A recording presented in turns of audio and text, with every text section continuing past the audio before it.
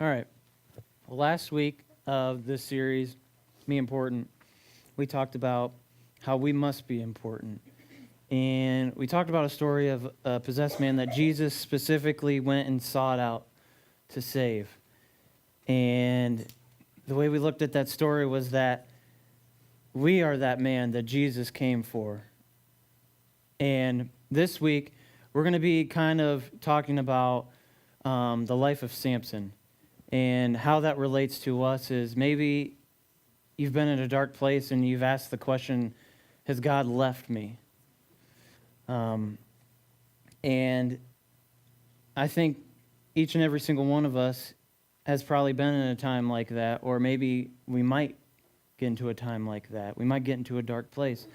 And Samson's story, his life story, is really interesting. If you don't know who he is, basically, he's the Hulk of the Bible, put it in better words. He's super strong. And most of you guys might know him. Some of you might not. I don't know. There's a movie on Netflix that I heard is not really that good. Of course, it's a movie. But maybe you've seen it from there. But we're going to take actually a deeper look into what his life is. We're going to look at the things that happened, but we're not going to just kind of look at it as the Sunday school story. We're going to look at it in a deeper sense of why the things that happened to Samson, why they happened, and how they affected him, and how they can affect us. So, obviously, we'll start at his birth. Samson was born to a family that really wasn't that important. And at this point in time in the Israelites' history, they have been doing a lot of bad things. They've been worshiping idols. They've been doing what they wanted and not following God. So God said, if you're going to do that, I'll let you go on your own. And he gave them over to the Philistines. And they've been ruling over the Israelites for a while now. And it's about time God said, all right, I'm going to give you someone to save you. The book of Judges, if you didn't know, is about a bunch of people who judge Israel and basically save them from who they're being persecuted by. So the Philistines are ruling over them, and it starts here in Judges 13, 1 through 5. The Israelites did what was evil in the Lord's sight, so the Lord handed them over to the Philistines for 40 years. There was a certain man, Zorah, from the family of Dan, who was a Manoah. His wife was unable to conceive and had no children. So the angel of the Lord appeared to the woman and said to her, "It is true that you are unable to conceive but have no children, but you will conceive and give birth to a son. Now please be careful and do not drink wine or beer or eat anything unclean, for indeed you will conceive and give birth to a son. You must never cut his hair, because the boy will be a Nazirite to God from birth. And he will begin to save Israel from the power of the Philistines."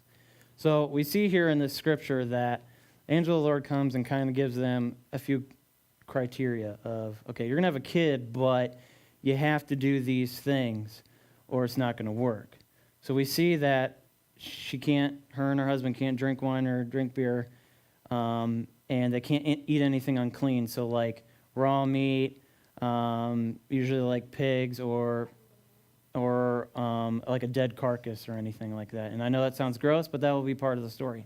But we see that they have these rules, and one of the other ones is you can't cut his hair. And sometimes we get dumb rules that we don't really understand, like, why do I have to do this? Like, have your parents ever given you a rule that you're like, I don't get why you're telling me this, because it doesn't really apply to me and it's just stupid. Let me do what I want to do. Well, when I was younger, when I was actually in 6th grade, the house we grew up in, and I know some of you have probably heard this story, but we had a creek in our backyard, and our neighbor's yard was connected to ours through the creek, and they were fixing their bridge. And the rule was we were not supposed to play in the creek, at least not with bare feet. But our parents didn't really want us playing in the creek. Well, us and the neighbors decided to go under their bridge because they were fixing it, so there actually wasn't a bridge. But if there was a bridge, we'd be under it. But we were trying to trap some water so we could catch some like fish or some crawfish or frogs, whatever. And we were in barefoot, and next thing I know is I stepped on this rock that was mossy, and I slipped. And the banks of the creek where they had their bridge have all these sharp, pointy rocks, and I don't know why they were there, but they were there. So I slipped, and I smacked my face right on it. And next thing I know, I wake up, and I look at our neighbor, and his face is just white. And all of a sudden, I touch my face, and there's blood everywhere. So I freaked out. I don't know if Dylan was there or not, but I freaked out, and I ran home, and I opened the door, and I was just screaming, and my mom came running, and they put my face in the sink. Well, I have split my lip in half from here to here, and I have a scar. I have dead tissue in my lip, but now I split it in half and got stitches. So I learned my lesson in the sense of I didn't get why we weren't allowed to play in the creek, but then I realized this is why we're not supposed to play in the creek. And I got hurt, and we see here that God gives them a set of criteria and instructions to follow. And it's not because he's being a jerk, but he has a reason for it. So in Samson's early life, we'll jump past a little bit. This isn't necessarily his childhood, but this is his, my age, 22. And he's a young man, and he's looking to get married. But of course, he's wanting to marry a Philistine woman, which are the people that are over the Israelites, the people that are condemning them. And we see right away, early in the story, that Samson has issues with temptation. He is tempted by this Philistine woman. This is who he wants to be. His parents are telling him, "No, if you can find a better girl. You don't need to marry her. We can find you someone better, someone Jewish." And he's like, "No, I want to marry this girl." So it says in Judges 14, 1-2, Samson went down to Timnah and saw a young Philistine woman there. He went back and told his father and his mother, "I've seen a young Philistine woman in Timnah, and now get her for me as my wife." So we can see he's kind of a little bit of a jerk, too. He's a little bit bossy. He just told his parents, "Go get me her as a wife." So you can tell right now that Samson is going down a path that God is not intending for him. He's kind of starting, we can see, to start doing his own thing. And so he's trying to get married to this woman. And honestly, it's not going to work out. And there's a bunch of reasons why. He first, on his wedding day, he decided to make a riddle to all these guests and said, basically, if you get this riddle, I'll give you, I don't know, it was 30 linen or something like that. Something worth a lot of money. And they couldn't find it, so they threatened his soon-to-be wife, said, "We'll kill your family if you don't tell us what the answer to the riddle is." So she begged him to tell her what the answer to the riddle was. He did, and she gave him the answer, and now Samson owed a lot of money to these guys. But there's an important part to the story that happens right before, and it's in Judges 14, 5-9. And it says, Samson went down to Timnah with his father and mother and came to the vineyards of Timnah. Suddenly a young lion came roaring at him, and the Spirit of the Lord came powerfully on him, and he tore the lion apart with his bare hands, as he might have torn a young goat. But he did not tell his father or mother what he had done. Then he went and spoke to the woman because she seemed right to Samson. After some time, when he returned to marry her, he left the road to see the lion carcass, and there was a swarm of bees with honey, the carcass that he scooped up some honey into his hands and ate it. Some of them, he gave some to them, his parents, and they ate it. But he did not tell them that he had scooped the honey from a lion carcass. So we can see here that Samson has already broken one of the rules that his parents was not supposed to do. They were supposed to eat nothing unclean. So he scoops this honey out of a dead lion after he killed it, which is really gross. I would not have done that. And he feeds it to his parents, and he eats it himself. And after that, when he tries to marry this woman, he goes through that bet, loses it. He kills 30 men, and then he calls his wife, or she's not really his wife, the girl he was supposed to marry, he calls her a heifer, which I'll tell you guys, I mean, I'm not married, but if you're trying to marry a girl, I would probably say don't call her a heifer. You're not going to end up marrying her, probably. But this is not a good start to his married life. He killed 30 men, and he goes on to do even some more bad things. He goes on to kill 1,000 men. But we talked about his mistakes, and he ate from the dead carcass. He's probably drinking wine, and he's killed 30 guys, which is not really a good thing. And he's made some mistakes, and now the Philistines want to kill him. So Samson kills 1,000 men, and the Philistines are after him and want him tied up, and they want to arrest him, and then they want to kill him. So it says in Judges 15, 6 through 16, then the Philistines asked, who did this? They were told, it was Samson, the Timnite son-in-law, because he took Samson's wife and gave her to his companion. So the Philistines went to her and her father and burned them to death. Then Samson told them, because you did this, I swear that I won't rest until I have taken vengeance on you. He tore them limb from limb. He struck them hip and thigh with a great slaughter, and then went down and stayed in a cave at the rock of Etam. The Philistines went up, camped in Judah, and raided Lai. So the men of Judah said, why have you attacked us? They replied, we have come to tie Samson up and pay him back for what he did to us. Then 3,000 men of Judah went to the cave at the rock of Etam, and they asked Samson, don't you realize that the Philistines rule us? What have you done to us? I have done to them what they did to me, he answered. They said to him, we've come to tie you up and hand you over to the Philistines. And Samson told them, swear to me that you yourselves won't kill me. No, they said. They said to him, we won't kill you, but we will tie you up securely and hand you over to them.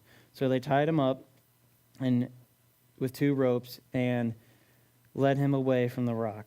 When they came to Lai, the Philistines came to meet him, shouting. The Spirit of the Lord came powerfully on him and the ropes that were on his arms and wrists, and became like a burnt flax and fell off. He found a fresh jawbone of a donkey, reached out his hand and took it, and killed 1,000 men with it. Then Samson said with the jawbone of a donkey, I have piled them in heaps. With the jawbone of a donkey, I have killed 1,000 men. So later on in the story, right after this, Samson goes into town, and he sleeps with a prostitute, and then runs off to another city and falls in love with a woman named Delilah. Now, this is where his story, everything starts to catch up with him. And every wrong thing that he's done is starting to catch up and follow him. And this is the part where I think Samson asks the question, or he states, God's left me. This woman he meets, Delilah, she's a Philistine woman too. And he falls madly in love with her. And the Philistines bribe her with 1,100 silver coins, which is a good amount of money back then, to find out where his strength comes from. So after 7 times of asking Samson, he gets tired of nagging her, and he tells her that it's his hair that keeps him strong. He doesn't cut his hair. That's what keeps him strong. And it says in Judges 16, 4 through 6, sometime later he fell in love with a woman named Delilah, who lived in the Sorek Valley. The Philistine leaders went to her and said, persuade him to tell you where his great strength comes from, so we can overpower him. Tie him up and make him helpless. Each of us will give you 1,100 pieces of silver." So Delilah said to Samson, "Please tell me, where does your great strength come from? How could someone tie you up and make you helpless?"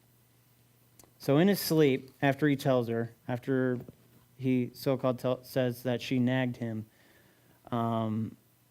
he tells her. So she cuts his hair in his sleep, ties him up, and the Philistines rush in, and he's tied up, and now his strength has left him. He can't do anything. And the Philistines capture him, and it says in Judges 16:21, the Philistines seized him and gouged out his eyes. They brought him down to Gaza and bound him with bronze shackles and was forced to grid grain in prison. And what I want to take a look at here is none of this stuff probably would have happened to Samson if he wouldn't have taken that one step to Timnah to see that Philistine girl. After that temptation led to all these other things, he wouldn't have went and killed the lion and then ate out of the lion's dead carcass. He wouldn't have killed those 30 guys if he wouldn't have met this girl. Now, what I'm getting at is, in our lives, it only takes one step in the wrong direction for us to go down a hill into somewhere where we don't want to be and somewhere we can't get out of. Maybe it has to do with your friends. You're like, "Oh, it's all right. I'll just go. I'll go to this party. I'm not going to drink. I'm just going to hang out with my friends. It's fine." Then you get there, and then all of a sudden, "No, I'll take a drink." Or maybe it's a boyfriend or a girlfriend. "Oh, it's all right. We can hang out in their room with the door shut. It's fine. We'll be fine." And then it turns into, "Oh, it's all right. We can be alone together at the house by ourselves. Oh, and then we can do this and we can do that." And then all of a sudden, you're in a place of regret, and you don't know how you got there.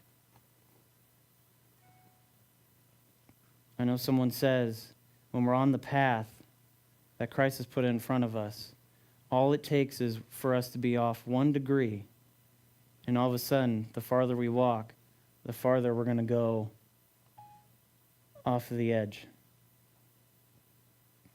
In Samson here, we see that all these steps he took were a part of where he was at now. And right now in his life, I can only imagine that he's saying, "God, why have you left me? I don't feel your presence. You were supposed to be with me."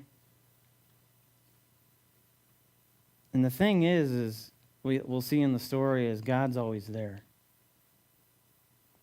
We just have to be willing to look for him. His hand's always out there. We just have to be willing to reach out there and grab it. And I know right now, Samson in the story is probably feeling really alone and insecure about everything that's going on. His eyes are gouged out. He can't see. He's tied up. He was this big macho man, and everything's gone wrong. And now he feels like nothing can go right, and he feels like he's just doomed because of what he's done. But I want to read what happens at the end of the story. It says, now he is captured here. It says, when they were in good spirits, they said, bring Samson here to entertain us. So they brought Samson from prison, and he entertained them.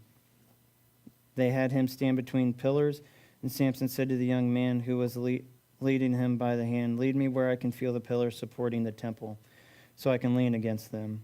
The temple was full of men and women. All the leaders of the Philistines were there, and about 3,000 men and women were on the roof watching Samson entertain them.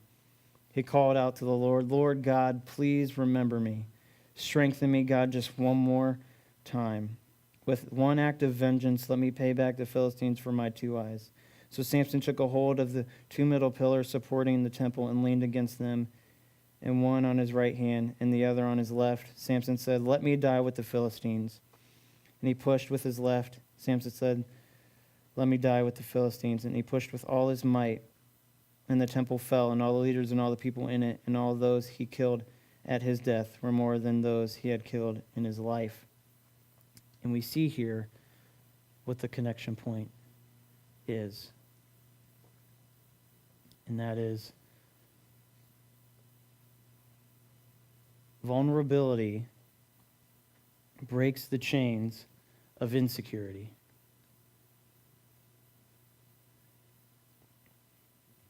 See, we feel insecure about our past and what our past is, and we think that it defines us, and we think that this is the life now that I have to live.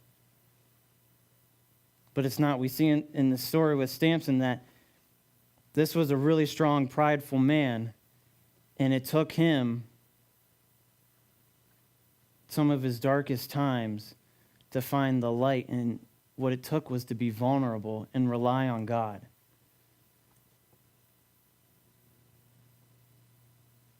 And we have to rely on God and rely on His love.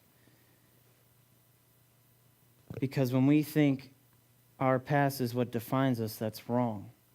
What defines us is the love of Jesus and His grace and His mercy and what He's done for us.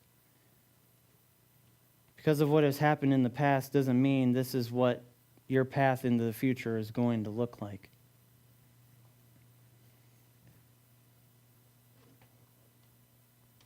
So I want you guys to go ahead and bow your heads and close your eyes. And I want you to listen to this verse that we'll end the night with. It's 2 Corinthians 12, 9 through 10. But he said to me, "My grace is sufficient for you, for my power is made perfect in weakness. Therefore I will boast all the more gladly of my weaknesses, so that the power of Christ may rest upon me. For the sake of Christ, then I am content with weaknesses, insults, hardships, persecutions, and calamities. For when I am weak, then I am strong." I don't know what you've been through or what the steps you've taken in life are. And I don't know what you think you're defined as. And I don't know what other people define you as. But I'll tell you in here in this moment that there's a Creator that loves you so much that He sent His one and only Son to die for you. Because none of us in this room, none of us in this world are perfect. We all have issues. We're all broken. We all mess up. No one in here is perfect. And that's the beauty of it, is God knows we're not perfect. But we're also His most valuable creation.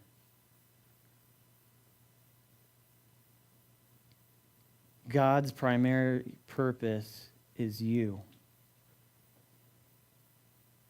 And sometimes it just takes us to be vulnerable and cry out to Him. God, I can't do this on my own. Not anymore. I've tried. There's nothing in this life that's changing me, God. I need you. I promise you, His hand is right there. You just have to trust it. You have to humble yourself and understand that no matter what's happened in your life, God's going to make some good come out of it.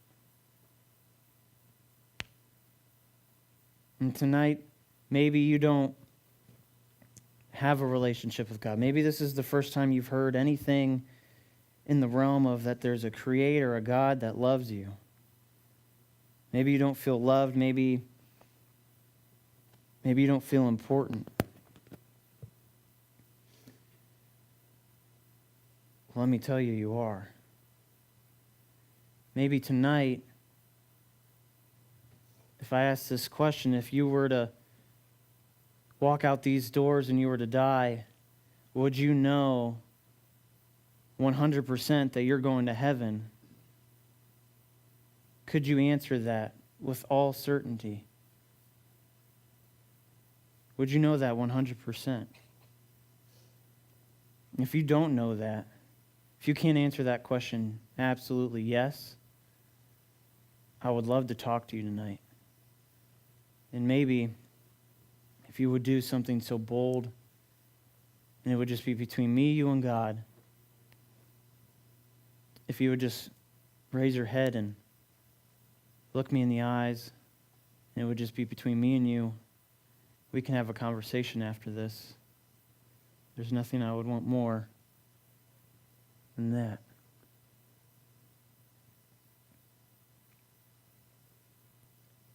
Dear Heavenly Father, Lord, we thank you for everything that you've done. We thank you for the opportunity, Lord, that, you know what, no matter how much we screw up or how much we have screwed up, Lord, that we can call upon your name and you'll be there. Lord, we thank you for your Son, Jesus, who came and died on the cross for us. Lord, we know we're not perfect, Lord, but we want to praise you and thank you for your grace. Lord, and I pray tonight, if someone doesn't know you, Lord, that they get the courage, Lord, that you soften their heart, Lord, and give them the courage to come speak to me or any of the leaders, Lord, and answer that question, Lord. Will they spend eternity in heaven with you? Lord, we love you and we praise you for everything that you've done, Lord. In Jesus' name I pray. Amen.